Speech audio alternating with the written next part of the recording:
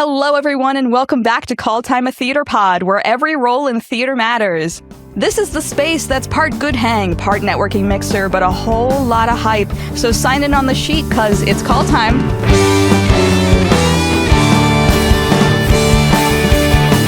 What is up, everybody? My name is Marisa Mast, and I am your hostess with the mostest. And today we are doing another Marquee Moment, which is where we put the spotlight on a show, project, artist, what have you, because it deserves to be on your radar.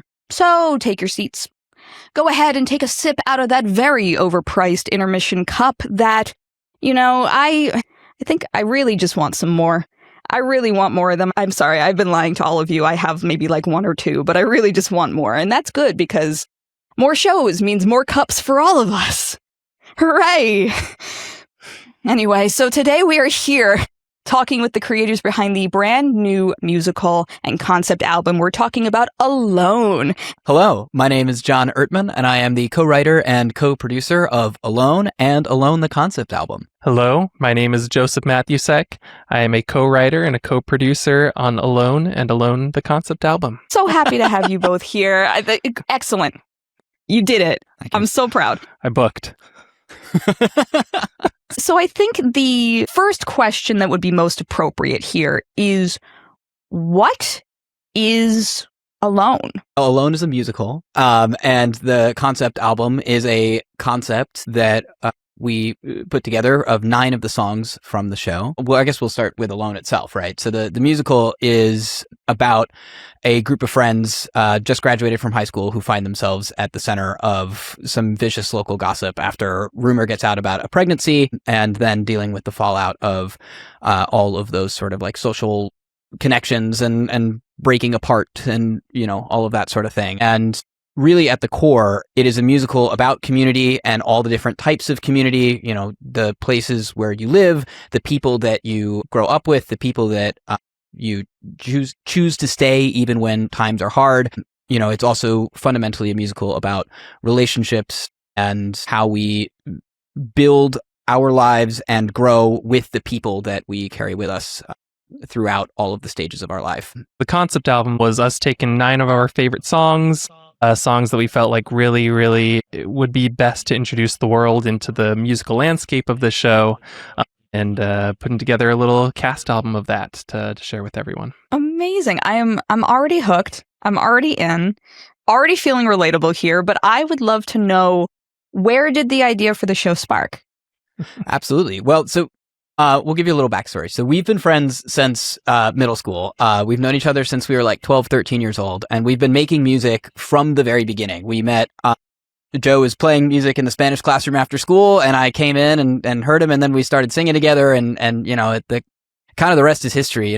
We just kept doing that through school. And when we were in high school, we were sitting in this room, actually. We were sitting down here and listening to a couple of different musicals that were out in contemporary at the time, like obviously Hamilton, but then also like Waitress and what else was Dear Evan Hansen and all those kinds of shows that were kind of taking over at that time. And, one of us just kind of asked the question, like, what if we wrote a musical? We were vibing with all these shows, and we were like, we should write something that we would want to hear and that make us feel the way that these kinds of shows are making us feel. And so, that evening we were down here with our friend Natalie, who is a co-writer on Tearing Down Walls, one of the songs in the show, and who also sings on the album. Phenomenal person.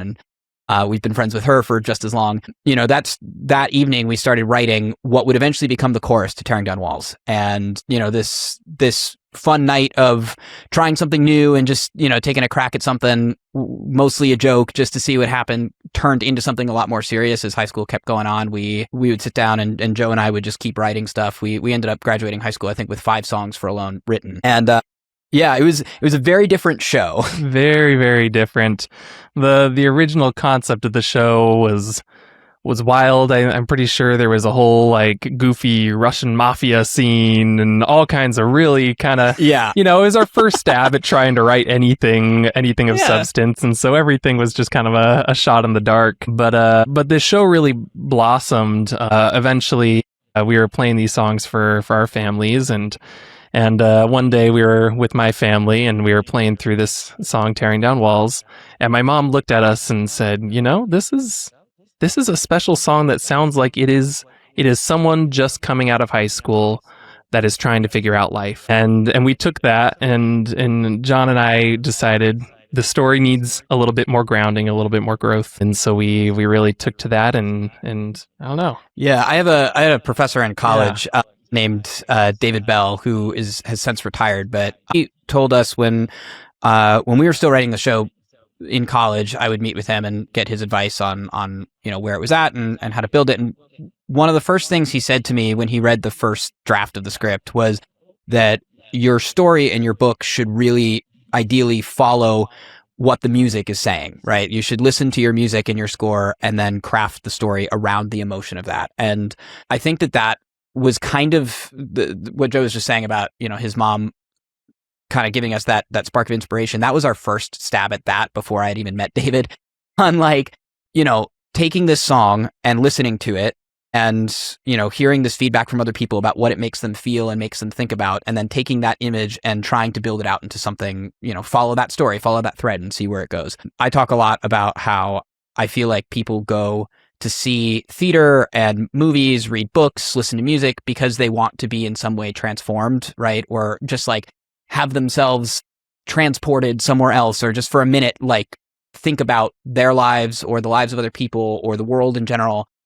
And when you're writing something and you want your audience to have that experience of being transformed, you also have to be transformed by your work, right? It's not fair to ask somebody else to have that experience if you don't take that path yourself. And so with Alone, it's our first musical again, and this was the first time that we had attempted to do something like this. And so that transformation, I think, happened naturally because we were taking shots in the dark and, going through that process of building this story in that way of just sort of taking the feedback and then just following the song where it went, I think was really cool and very transformative for us because it taught us a lot about who we are as writers. It also taught us about what was really important to us about the, that we wanted to write about, what kind of music we were interested in, kind of not only writing, but also what kind of music was appropriate for this story and for this show, and learning how to craft that in a way that was not only just emotional and fun and sounded good, but also was relatable to what was happening to the characters, and all of that was really cool. And I think all of that to say that exercise in just trying new things and seeing what happened, that's what ended up developing the story and the show. Absolutely incredible. And just to start with, I just love when you think, yeah, let's make a musical, and then you just do it. You literally just go for it and you do it. But just the overall transformation from concept of concept to where it is right now. Where are we now compared to then? Oh, we're in a very different place now. I mean, the show is so different. We've been, I'll do a soft plug right now that we're working on another show called Muse. It's our second show that we've written to completion, full-length show. And that process was very different from Alone because, it's our sophomore outing. We know a little bit more about what we're doing. Our book writer has also never written a musical. He's a very accomplished playwright and really good at what he does, but he's never tried to do a musical before. So it was it forced us to think about what, not only throwing darts at the board and just seeing what works, but it forced us to come up with answers as to why. Because when Joe and I kind of have a brain share going on, a lot of times we'll sit down in a room. We like to tell the story a lot that when we were first writing the show, well, I guess not first writing, but a few years once we were in college, we were writing a song that's on the album called Distance, and we wrote it in about an hour and a half. It was our first time in a room together in a while because when we were seniors in high school, Joe had moved to Illinois, and so we grew up in New Jersey, so that was our first time getting back together in a while. And, that I think that speaks to our process in a lot of ways, that when we sit down and try to do something, oftentimes we'll just take that brain share and see where it goes. Paul was a new collaborator for us. And so he would ask really good questions about why is this happening here? Why does this character say these things? And why this image? For us, we've sort of intrinsically known why. So it was a cool process to have to ask those things and investigate all of that in a very deep way. I think that's had us come back to Alone and look at where it is now and this first script that we've written in this first score and start to ask those questions again. especially as we gear up for release of this album. And it's cool because it's added a lot of depth. It's been a little bit since we've completed our first kind of pass of this show. And now in the past year and a half or so, we've really kind of come back and started to do some more revisions and things like that. And we've been looking, and it really has been every single time we get to any page or we're working with the dramaturg or whatever it may be, and it always comes back to, why? Why do we do that? Why does she do this? Why does he say that? And it's really been eye-opening for us to be able to delve that much more into the characters' insights and backstories and personalities to really to flesh this out and make it feel more alive in the long term. I think that brings us to like bringing in other collaborators and like working with other people is so fun, and it's something that we love. Like we always say, like we really love feedback and we love working with other people because theater is a team sport, and it's just really cool to like not just be the person who like does all of the things, but create something and then offer it up to other artists and say like, what does this inspire in you? And then just see them do that thing, be inspired and do their thing at a really high level and contribute all of these cool new ideas to this, this baby that you created that you would never have thought of in a million years, right? That's what I think gives a show life. And we've done a lot of that with Alone. And I think it was really cool to just learn how to write a musical in writing this show. And it's been really cool. We'll talk about this with the album too, bringing in all of these people to perform on the album and to, bring their technical expertise to it, because they all offered so much more to make it real and to make it feel alive. Yeah, no, you read my mind, dude, because the next question I literally had was, let's talk about some of these collaborators, because it really, we were talking about this in our prep meeting about it literally takes a village, not even just to make a musical, but to make an album. It takes a village. And I would love for both of you to now, take a moment, send some shout outs to people that helped you along the way with this. Yeah, absolutely. Please. Well, we kind of mentioned her earlier, but first and foremost, we want to just shout out Natalie Pereira, who's just been a lifelong friend for both of us. She helped us get started on this whole journey with like we said, writing a little bit of Tearing Down Walls, but also just been our cheerleader, our hype man for this whole entire process. Yeah. Offering her insights into the story and into the music. I'll also just plug that she's an amazing writer in her own right and a great songwriter. She has written a musical that she's developing right now called 1, 2, 3, 4. I just can't wait till that stuff comes out because it's amazing. Some other people that we got to shout out, obviously our music director and music supervisor and wearer of many hats beyond that too, as we continue to develop the project, is Patrick B. Phillips, who, he's taken over Broadway and the Broadway music directing scene. He's just such a phenomenal person to work with and a great friend. He was in my wedding 6 weeks ago, as was Joe. Joe's my best man, but Mazel! Oh my God. Yeah, well, thank you very much. But yeah, Patrick is just such a joy to work with and to have in a room. And he's also just, an amazing musical mind. His orchestrations helped develop the sound of the show and what the show sounds like in a professional context. And without him, this entire project would not have happened. So we're really grateful to him. I would love to also shout out our assistant music director, Melody. She helped out with just a ton of the copyist work, making sure all the sheet music was just in place. It got to all the right people and all formatted correctly, on top of just helping with an additional amount of orchestration and things like that. Yeah. So our team music was just phenomenal. Every musical, I think, lives and dies by its team music. So it's really amazing just to have those two, especially on board. Our last big shout out that we wanted to make was to Susanna Wolk. She was the development director on the project through the development of the album and through the couple of years that we had following our 29-hour reading that we did in New Jersey. She directed us through a few table reads and some development workshops and stuff. I spent many hours personally on Zoom with her talking through concept and doing, she did a lot of dramaturgical work for us as well and helped us really to investigate what the story was and what it was about, and took our first full draft of the show and helped us build it into the draft that now exists. So we're really glad to have worked with her. She also is just phenomenal to have in the studio and to have, throughout the whole process of developing the show. For the couple years that we had her on the team. And yeah, she's just awesome. Cool. Now we're going to do a nice little credit scroll right here of every single person that is listed on the website, because they deserve their thanks very, very much. So now Phenomenal. You're all included. Yes, and while we're talking about that too, just while you're saying like it takes a village, one of the really cool things about this show and developing this album in particular is that there's over 50 people that worked on this, and they're all, you know, professionals in their own right. A lot of people, especially our you know, the engineering team and the folks that we had behind the scenes working on the album, have over a century of experience between them, with, you know, Alex Kariotis, who is our producer, and we had Roy Hendrickson, engineer a lot, Anthony Rotolo, Evan Bakke, Scott Beers. Like, these were all folks that are so good at what they do and have been doing it for so long. And not only just like in the commercial music space and in like engineering and working in a studio, but they're also like specifically really great and really experienced in creating cast albums and defining the Broadway sound. And that was instrumental for this project, you know, and making it sound like it really was a Broadway cast recording, and, you know, helping to put the listener in the house, you know, and helping them to imagine like this is really happening on stage.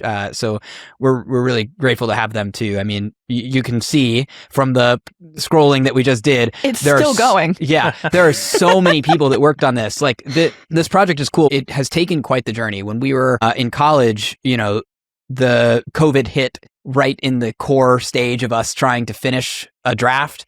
And so, you know, it was hard for us to be in the same room together. It was really hard to get other people to be, you know, in a space together to hear it out loud. And, you know, we were very fortunate, you know, while I was at Northwestern, that we had professors like David, and also shout out Masi Asari and Ryan Cunningham, who were mentors of mine as well, you know, who were interested in helping us take this thing to the next level. The American Music Theater Project at Northwestern produced our first ever workshop of the show. We did a 2-week workshop with students there, and then we took it to New Jersey to do a 29-hour reading before we sent it to New York and did a 54 Below concert there, which, as we mentioned to you in the prep meeting, was sold out, much to our surprise. We were very excited about that. Yes, not surprised. Yes, well, I appreciate that. We looked at the ticket count and we went, wow, that's how many seats are available. Wow, look at that. Wow, how cool. Capacity. Oh my gosh. It was just a really cool experience, because along the way in doing all of those steps, we've had so many people involved in this show. You know, adding that up with the still scrolling list of people that we have on the album, I mean, it's getting close to 100, if not more, people that have touched this project with their creativity and with their passion. The album itself, I just want to highlight, is really cool, because while we are producing this independently and it's going under our own label, the number of people who are professionals, especially in New York, that worked on this is just like, I don't have the word for it. There's just so many people who are at the highest level of their craft that are working on this. And I think that's a testament to what the theater community really is, and, you know, what it's like to be working in this industry that, you know, it's hard to get things produced. It's really, really hard to get seen. It's hard to get heard. And the fact that we were able to have this many people who, again, are at the highest level of their craft come and work on this project, and work on it because they heard it and they loved it and they wanted to bring their own artistry and creativity to it. That's a huge honor to us. And, you know, we're so grateful to that, because, again, it really does take a village. And Alone, which is a musical about community and how important it is that you find that community, and, you know, how hard it is to find those people that you can not only love and trust, but, you know, carry with you through your hardest times, right? The fact that we found that community in building this album is just like a really beautiful, I think, metaphor for the whole thing. And so we're really grateful for that. I'm gonna cry. Oh my God. That's so... like, everyone that watches and listens to the show knows that I am a sap. I am a sentimental person. But that is just, it really continues to, it continues to push my faith in the theater community, because what do we really want? We want to create something to get there. And we want to put it out there. And it's obvious that, like, just people believe in what you're doing. And that's wonderful. And, like, I'll say this as many times as I feel I need to, because it's my show, darn it. But, like, I am so proud of you guys. Like, so proud. This is obviously, this has been building into something so wonderful. And it's not even, this is like, we're just getting really started here, you know, as cliche as that phrase is. But, like, the next part of this journey, I'm thrilled about. But before we even get into the idea of that, I want to talk about the music itself. Okay, because I have been loving what I am hearing. I want to ask this. I'm going to ask the question. I'm going to ask the question. Everyone out there, you can throw your tomatoes whenever you're ready, but like, which came first? Lyrics or music? That kind of question. This is a really fun question. Would you like to jump in on it? Yeah. So, I mean, you've probably heard it a million times if you've asked others, but, so often, John kind of mentioned it earlier. We have a very fluid way in the way that we approach stuff. We have this mind share where we can just kind of sit down, and the moment someone's at the piano or someone comes up with an idea, it just grows immediately. And so it's hard to judge exactly what comes first, the chicken or the egg, right? But I don't know. Yeah. What'd you say? Yeah, I mean, like, really, we've kind of, with this musical in particular, right? Because again, we were just trying something new. We were seeing what a musical that we write looks like. And we had no rule book when we started. When we were in high school, we were just like trying things and seeing what worked. So we've kind of done it every way under the sun. We kind of both do it all, right? We both are songwriters in our own right. We both were writing songs on our own before we met each other, and we were writing songs together collaboratively before we started working on alone, right? Like we do it all sorts of different ways. Joe is a phenomenal, and I mean like truly phenomenal pianist. You're, because you won't say it, you're a prodigy from a young age, and like his ability to understand music in, both an emotional and an academic way, because he's also got a music theory mind that's just like crazy. Like he just had a baby, and when she was a newborn, Mazel. he would read music theory textbooks to her to get her to sleep, right? And like, it kept him awake. She went to sleep, but he stayed awake doing it, right? Like that. Oh my God. I would say you're making me out to sound like much more of a nerd than I am, but unfortunately it's true. Yeah. That is incredible. Parents, take note. Yep. Take note. Yep. But like, he approaches music in one way, and, I think that defines like some of the collaboration. But then in its own right, I approach it in a different way. Piano is his primary instrument, guitar is my primary instrument. So like we both can do the music thing. We also can both do the lyric thing, right? And we both will kind of write from the heart in that way. We've settled into, we like to say like music and lyrics by and lyrics and music by. That's kind of how we've settled into our collaboration, especially as Muse has developed. But we do it all and have done it all. There are songs where I'll show up and I'll be like, oh, I have these chords. Let's try and build something off of this. Or I have this melody. There'll be times where Joe will be like, I have these lyrics. Let's try and build something off of this. We'll sit down together, and Joe will play something on the piano and be like, oh, that's cool. What about this lyric? And we'll try that, right? Like I'll come in and be like, I have this really hook that's just been sitting in my head for days. Let's try and build a story out of it, right? Like, so it really is different. And I think honestly, every single song on this album was developed differently too, and had a different process. Like maybe Running Away and Distance, I think kind of started the same way, where like you had a really cool piano lick that kind of started us off, and then we built out from there, which is super fun. I always feel like when we sit down and ask the question, all right, we need a song here, it's spotted here. What is this character feeling? What does that sound like? That feeling sound like? Oh. We like to do a lot of text painting and the stuff that we do. And I feel like Joe in particular is really good at that. And like kind of like creating distance is super fun. There's there's like the meter changes in there where it goes from 4/4 to, did we decide, is it 7/8, 7/16? The best way to do it, I believe, was 7/16. Okay, so yeah, it like kind of bounces between the two, and the music math keeps the quarter note at the same beat, and that song to me is really fun, as an example for text painting, just because like Mia is spiraling. We want the listener to feel that like kind of circular motion. And so moving from a 4/4, I'm focused now. I'm trying to like think through my problem, to, oh my gosh, like even though the beat stays the same, I'm spiraling and going out of control, right? That sort of stuff was really cool, and started from that initial musical idea. And then there's songs too that like come from a hook, like Wildfire, I think came from a hook. The concept behind it was just like, we want to represent through song, the gossip spreading, the rumor spreading. How do we do that? Well, here's this lyric, Wildfire. It's kind of cool. And, we have this kind of rocking motion to it as well. And then that turned into that whole song, which, is one of my favorites on the album. I just think it's really cool. Yeah, I'm thinking of some of the other ones, like If I Were You. I'm pretty sure that came from lyrics first. Yeah, that was one, I believe, where we were thinking about what would Kelly, the character who's singing it, be saying, and John, I'm pretty sure it was you, where you were like, oh, what if we flipped it? And she was telling me, well, if I were you, I would do this. If I were you, I would do this. If I were you, I would do this. Where it really is her saying it. Yeah, and it started with those lyrics, and we built it out from there. And I love a good text painting. I love a good, and it's very clear that that's your goals here as well. And so I would also like to know, is there either a whole song or a lyric or a melody that has basically stayed the same since first draft? Ooh.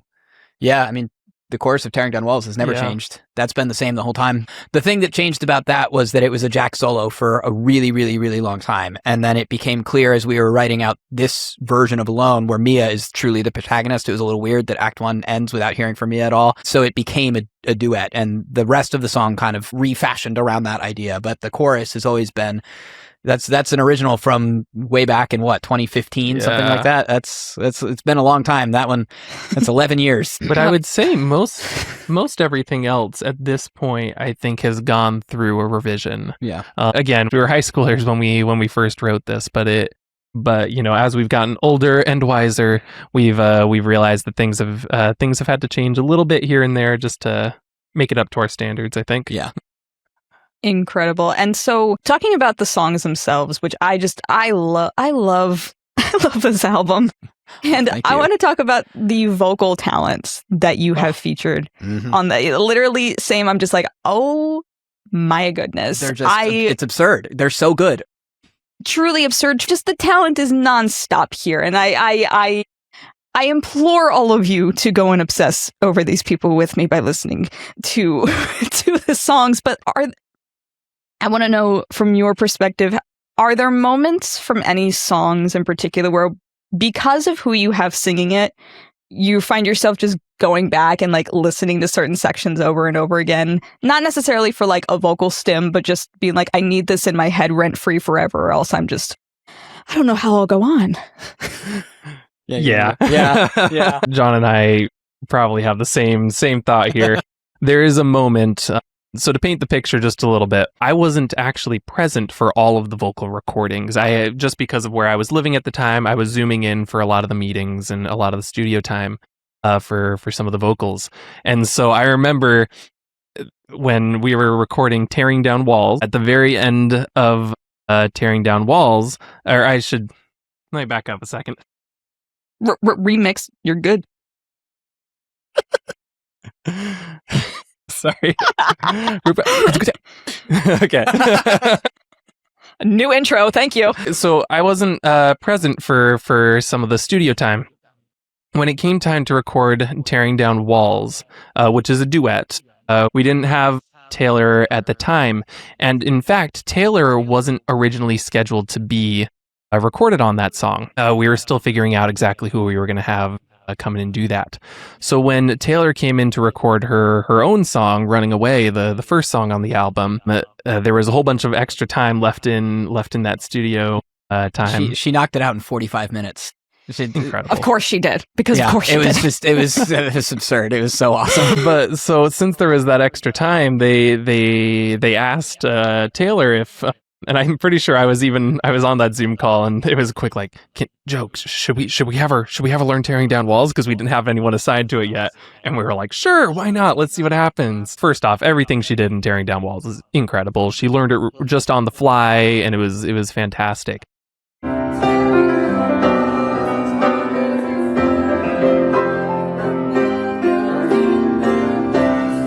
At the very end of the song, there's a moment where I wrote, Jack and Mia are kind of singing on top of each other, and layering, and Mia has the line at the end, which is kind of her theme, no, no, no, no, no, no, which was supposed to kind of be down at a really comfortable part of her range, and Taylor, looking at it, was like, what if we bring it up the octave?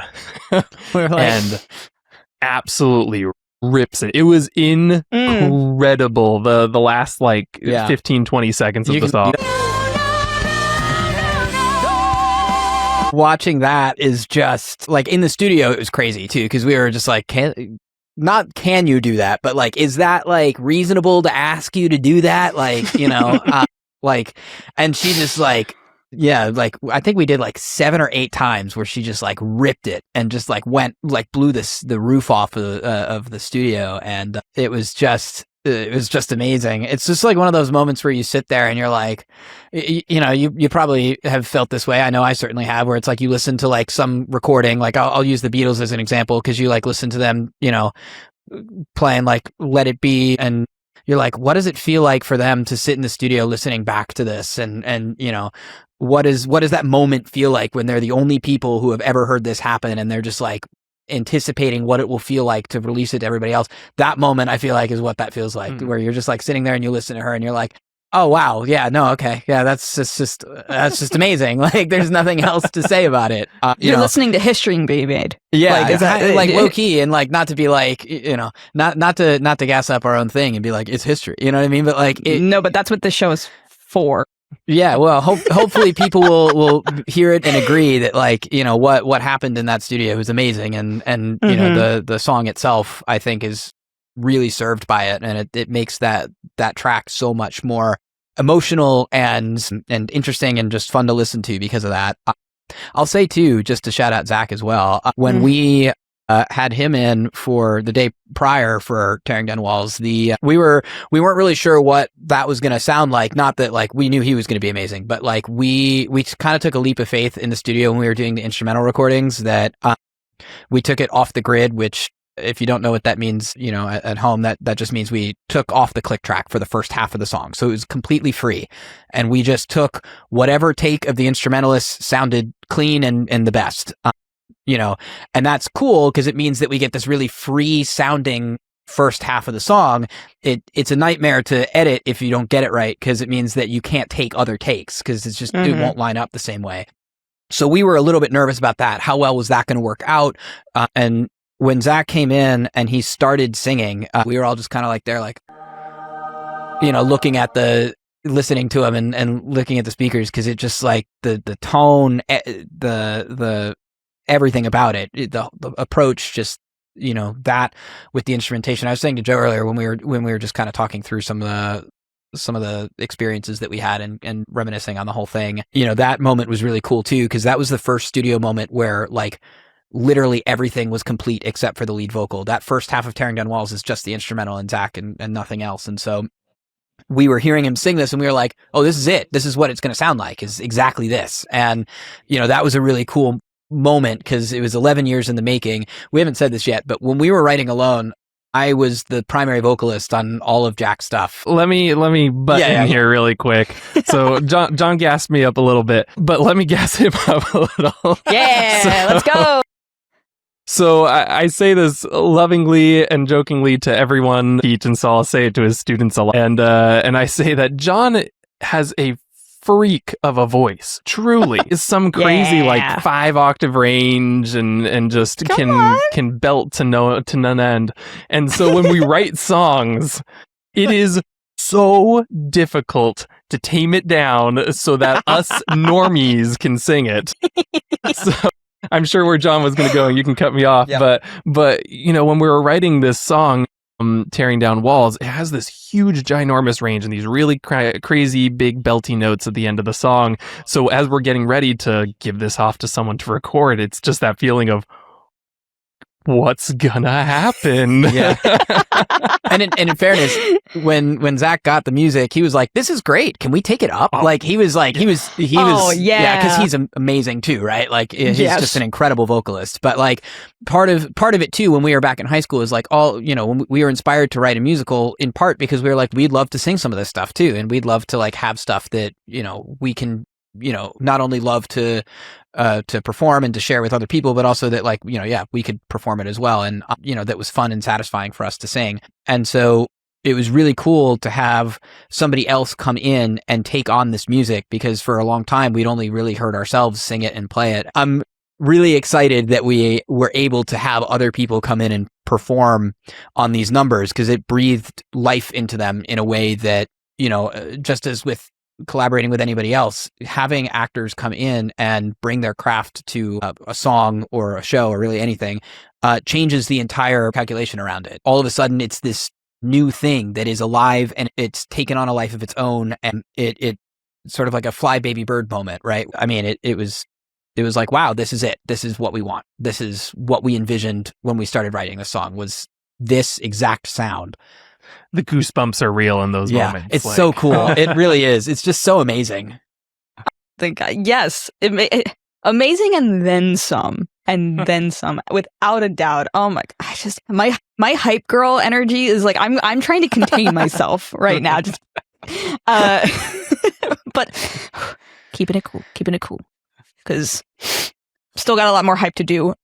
One of the y'all, they don't know yet. They'll find out eventually. So, one of the things I wanted to talk about, there's a major theme of the moments in between pictures, of our lives and how we frame our perceptions of things throughout our life. And you mentioned to me that there was an idea that y'all had to kind of help make this become a big focal point and a little more prominent. And I was wondering if you could discuss that a little bit. 1000%. So, yeah, so pictures are a really big symbolic thematic element of this show. We use them as a device to understand sort of the passage of time. This is also a show about growing up and coming into your own and your own person. And throughout the show, attention is turned to the wall of photos in Mia's home. And one of the central conflicts in the early part of the show is between Mia and her mom kind of butting heads over what her future is going to be.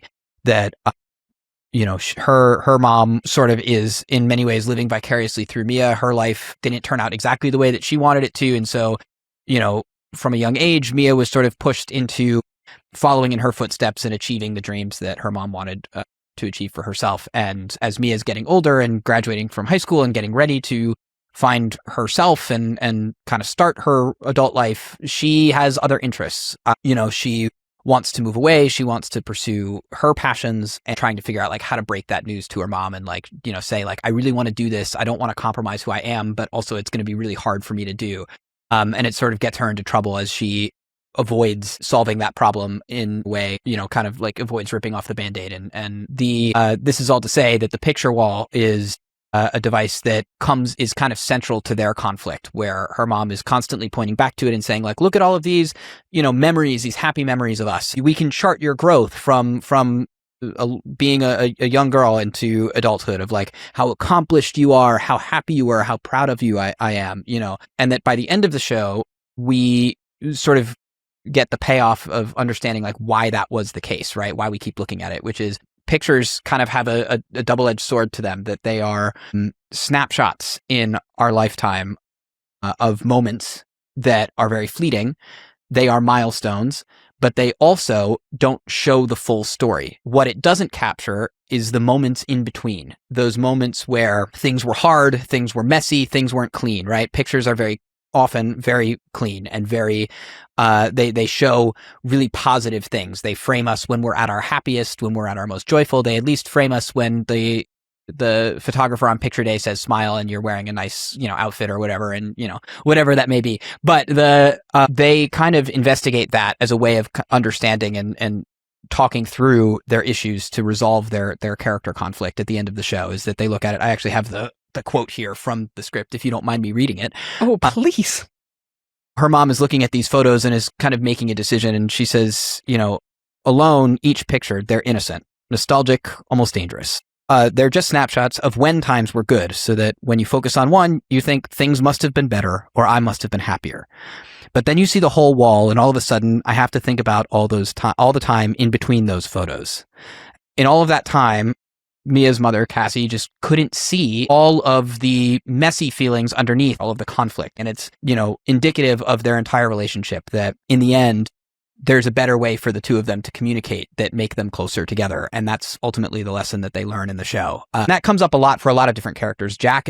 Photography is central to Jack's character too. He wants to be a photographer. He takes a photo of Mia at graduation before she goes to give her valedictorian speech that becomes kind of his central plot.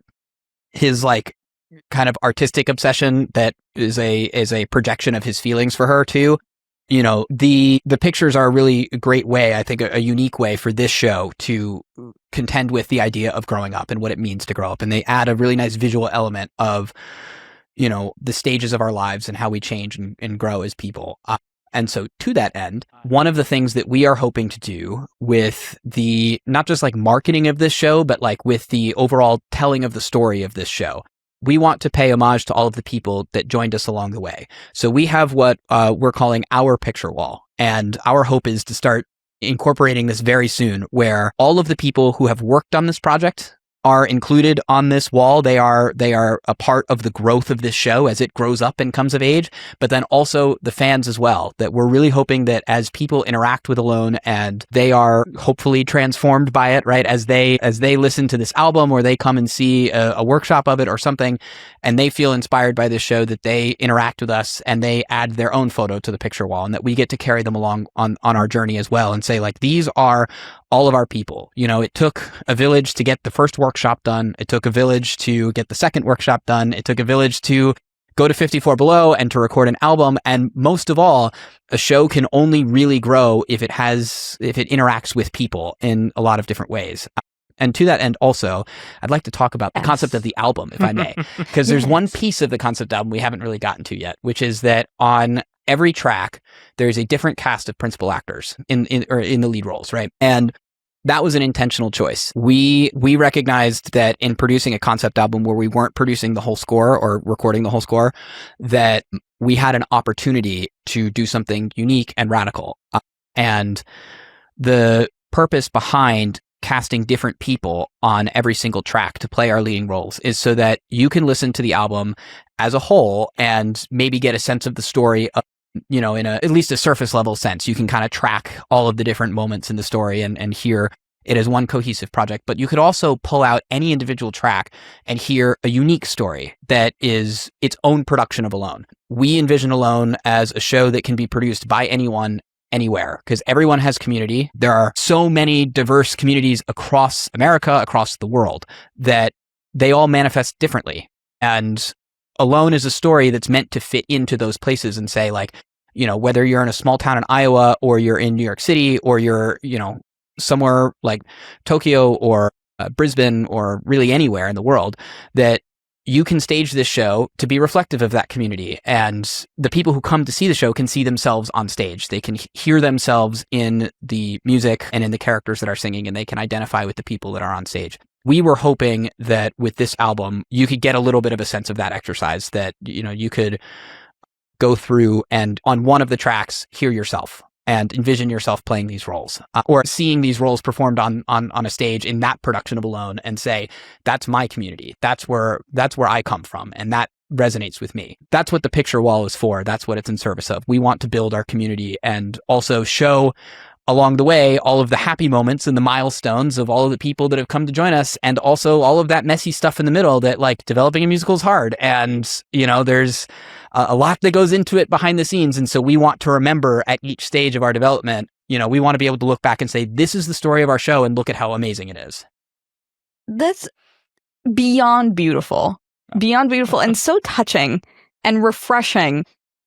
As an artist, as a fan, I would love nothing more than to show my appreciation by being a part of this and feeling appreciated as a fan. Like, that's an incredible thing and incredibly thoughtful. And I hate repeating myself. I hate it, but, like, I really am just like, this is amazing. This is incredible. And, like, y'all know what I mean? Yeah. Like, I know y'all understand what I'm saying in the in-between moments of me not speaking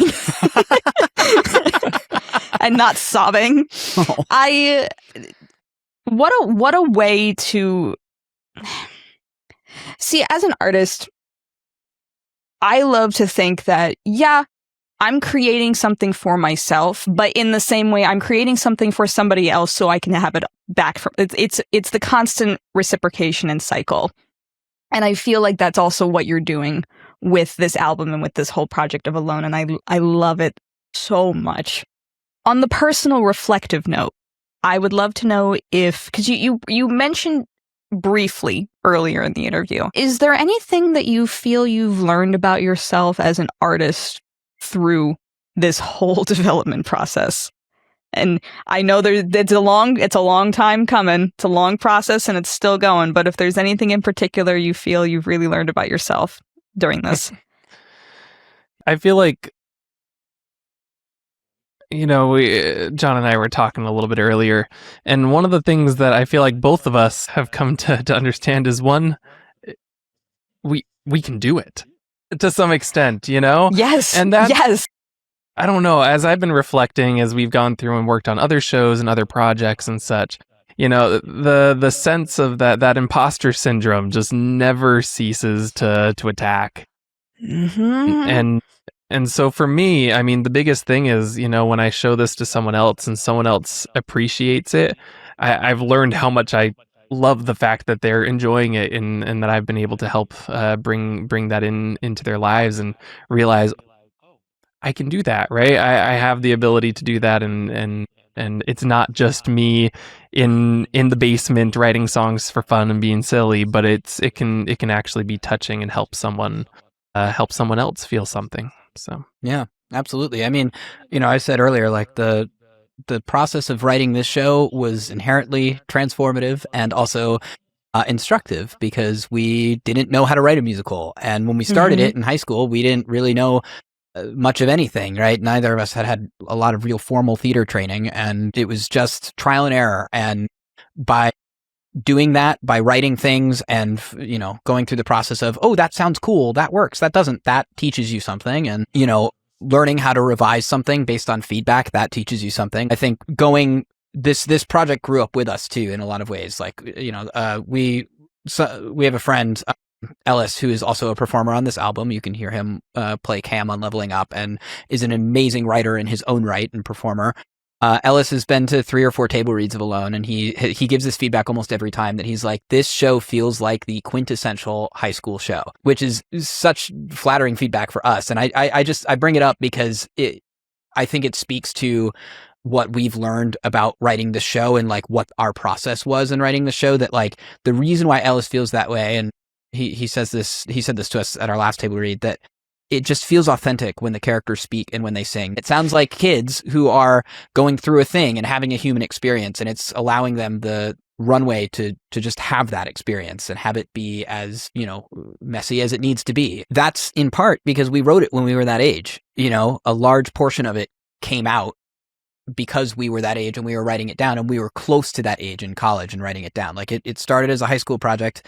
It moved with us to college. When I started college, I had no idea what I was doing my first or second year. Joe was away in Japan, and the show went on a quasi hiatus for a couple years, and I was just kind of learning what does it mean to be in a musical and to write a musical. I went to major in theater and studied musical theater. And when Joe came back and we were writing in the pandemic, it was kind of the same thing. I was in all these classes about how to write lyrics, how to write songs, how to write for musical theater, and getting critiques from peers who were going through that same exercise and learning all of these rules that we didn't know anything about, right? And then trying to put them into place on a musical that was already half written.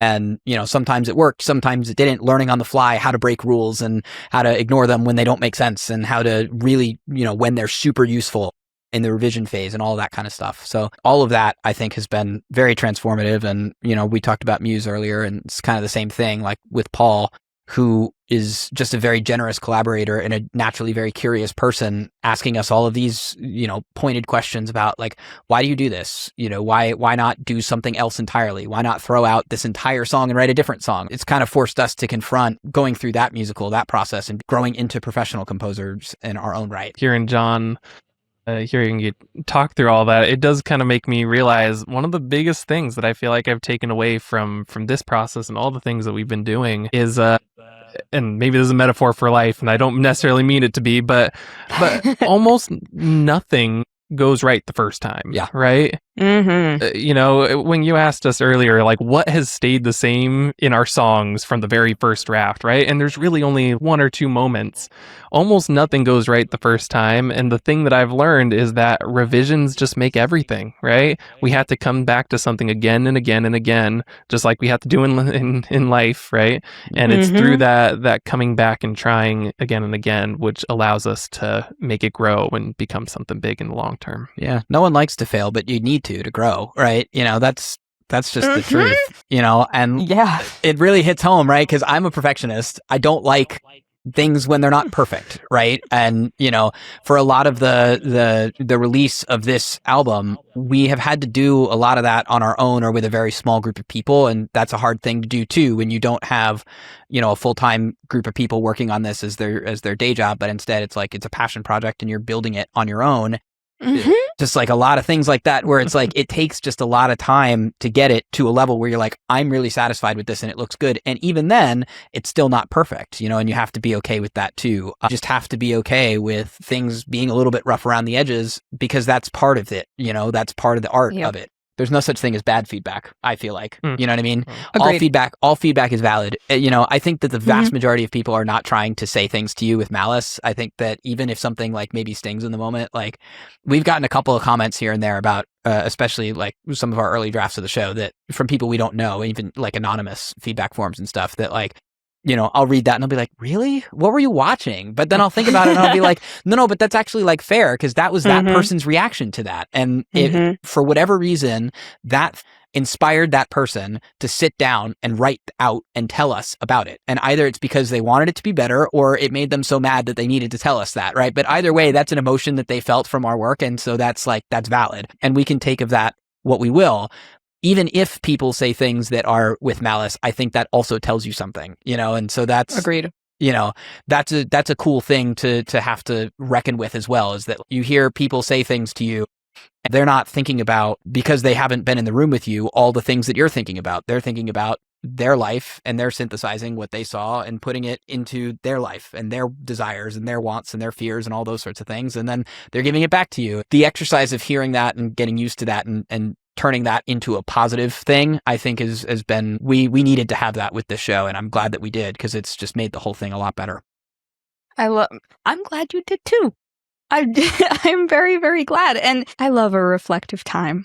I love a reflective process, a transformative process, without a doubt. And thinking forward, I want to do one of my favorite parts of Marquee Moment, which is where I would like both of you to stare down the camera. And I want you to openly manifest the future of Alone the Musical.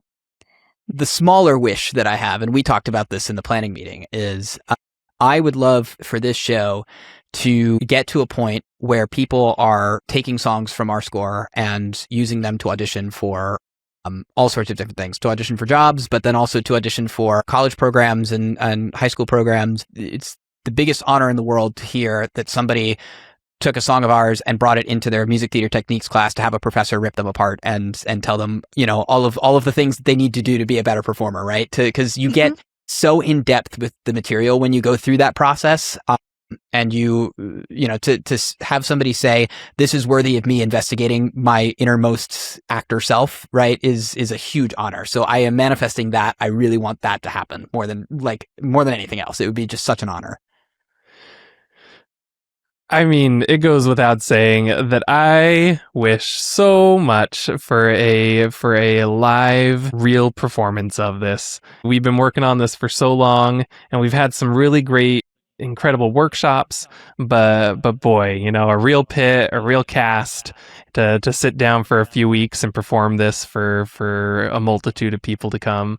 That would just be touch my heart. Yeah, it would be really amazing to see a professional production of this. My heart is saying, I want to manifest Broadway. I will be so for real. I think Broadway would be amazing. But one of the things that we have learned through the process of becoming professional composers is that, you know, every show has a different space that it is most successful in, right? And so I think that there is a world where this show, it finds the right cast in the right space that isn't a Broadway house, an off-Broadway house or something like that. And that is the space where it takes on its life, and people are coming to it for however long it is allowed to run for, to experience the piece. And there's been a lot of really amazing shows that have run in houses that are not on the Broadway for decades, and they become classics in their own right. So while I will manifest potentially a Broadway run, I will also more so manifest that when this show does have a life as a professional production somewhere, that it finds the house that will be its home for many years to come, and that it will be able to transform audiences for that whole run. Incredible. And I would like to add to this manifestation. I would like to add First things first, I would also like to use these songs for auditions. I would like the sheet music immediately. Please, we are happy to give it to you. Yes. I mean, yes, thank you very much. Appreciate that. Look forward to that. I manifest a full stage production as well, but along with that, I manifest a pro shot. Specifically, not just for the continued trend of showing people that you can make a pro shot of your theatrical production, because I'm a big fan of that. But also, I would like this to be seen, the pro shot to be seen by the correct people, because I think this would make a wonderful film adaptation. I think this would be a wonderful filmed musical. And then from there, I want people to be like, oh, I want to license this. You mean we can do this in more than one medium? I want us to license this. And I want people to be obsessed with it like I am. I manifest ultimately success for Alone. I manifest success for both of you individually as well as a duo. And just all of the wonderful things that y'all deserve for how long this process has been and the continued development, because it is truly awe-inspiring. I mean that. It is wonderful. And with all of that manifestation, since I am a spiritual woman, I am a woman of the witchy persona, I say it is written, and I will do my sealing spell on this after we wrap. And I will. I need to start proving that to people, because people don't necessarily believe me. I am so excited to share y'all with the rest of the internet and the world. And I want y'all to let people know, where can they follow for all of the continued development of Alone the Musical. Absolutely. Well, would you like to go?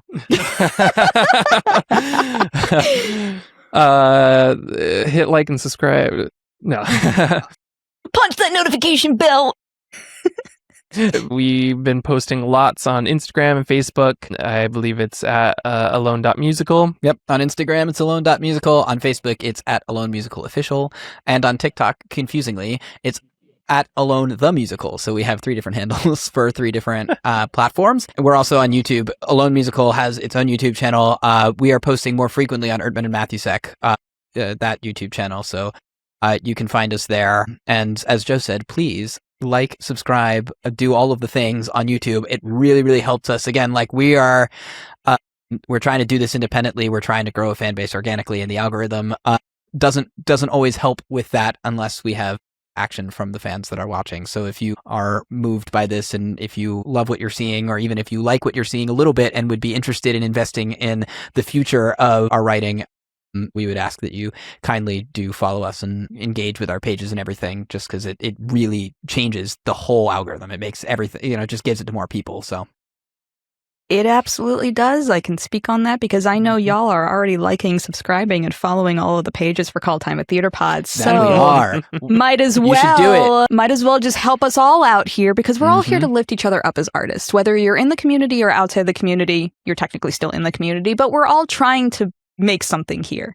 Your subscription, your following, your everything that you do to help artists like us is truly appreciated. So go ahead and make sure to follow all the information that is posted on screen, as well as in the description box below. John, Joe, this has been such a blast having you here today. I'm so glad we were able to do this. Yeah, thank you for having us too. This is a really cool show. If we may plug you as well, this is an amazing show, and you should definitely do all of the things, like and subscribe and all of that as well. Yeah, I just think what you're doing is really cool, especially with Marquee Moment. There's just a lot of new musicals out there and a lot of new work, and this is the kind of thing that really helps out artists like us and other writers as well. And you might discover some really cool new projects from watching this show. And yeah, it's an honor to be on. We're really glad to be here, and we're excited to make a new friend and hopefully come back soon. Yeah. Oh, you guys are welcome literally anytime.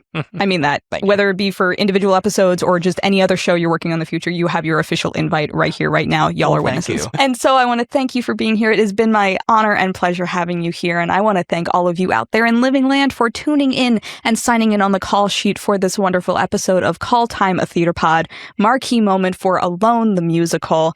My name is Marisa Helene Mast. You are the audience. Bye-bye.